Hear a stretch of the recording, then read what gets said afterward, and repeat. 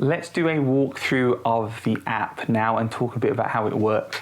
So if you look at the app, you'll be able to see lots of information, which is really useful. So download it on Android or iOS from the Play Store or from the App Store. And on the app, you'll be able to see various bits of information. So it will show you first of all the status of the app. So it will say online, good connection, or online poor connection. If it's obstructed, i.e. there are things in the way blocking the view of the satellite, it will tell you that, and it will show you a circle so you can see where those obstructions are. If you're out of an active cell area, it will show obstructions even if there aren't any, so just be aware of that. You can scroll across and you can see any information which Starlink might have for you. So if you're in the wrong location, or if there's intermittent service or the service goes down, it will tell you that. And on the other screen, if you swipe to the left, it will show you what's connected to your router.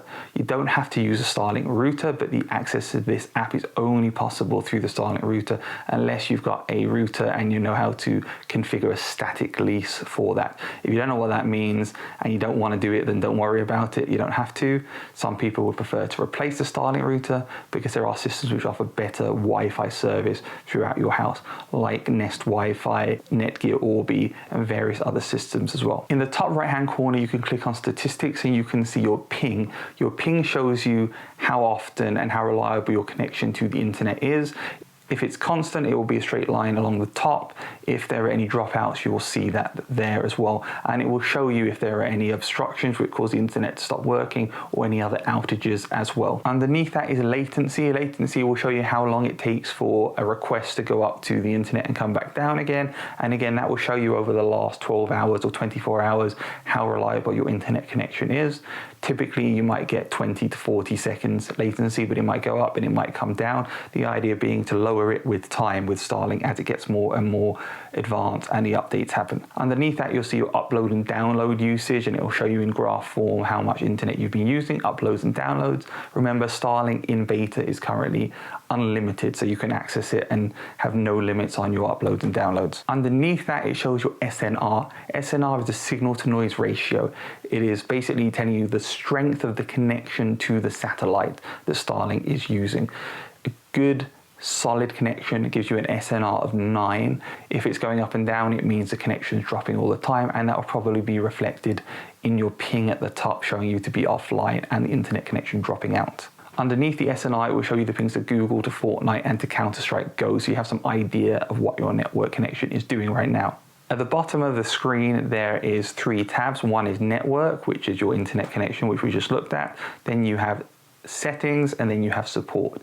If we look at settings, settings lets you see your Wi-Fi network details. So it will let you adjust the name of the Wi-Fi network, change the password, turn on the 2.4 and 5 gigahertz bands, and check on those settings. It will also let you reboot the Wi-Fi and stow the dish so it is ready to be moved if you want to move it. And what stowing means is instead of it being at an angle, it will go flat. If we go into support, support gives you help questions that you can see if you have any problems. It also lets you contact support directly. So if you have any questions, you can ask support. And if you scroll to the bottom of the support tab, it says additional resources, and then it says advanced. If you click on advanced, it will then show your router firmware and your satellite dish firmware as well, so you can see what software it's running. What Debug will show you is the same information you've already seen in the app, but in a more raw format, as well as extra information which you maybe couldn't see in the app. So it's great for somebody that wants to see what exactly is going on with their dish. In conclusion, Starlink is a fantastic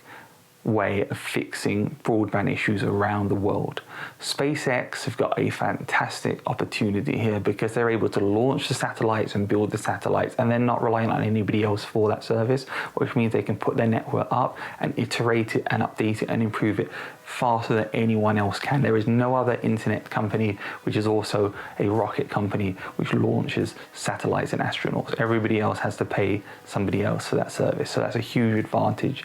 And the fact that Elon Musk is so ambitious with everything he does means you can believe that Starlink will keep updating and getting better and better and better and better. In fact, he said the idea is for Starlink to do 1 gigabit connections, which is the same speed as lots of fiber to the premises. Is fiber to the premises still better? Yes, it is, because it can go faster and faster and faster. You can get 10 gigabits now, and it may even get faster than that in the future. And most people don't even use the maximum potential of fiber to the premises. But fiber to the premises is expensive, and lots of people don't have it.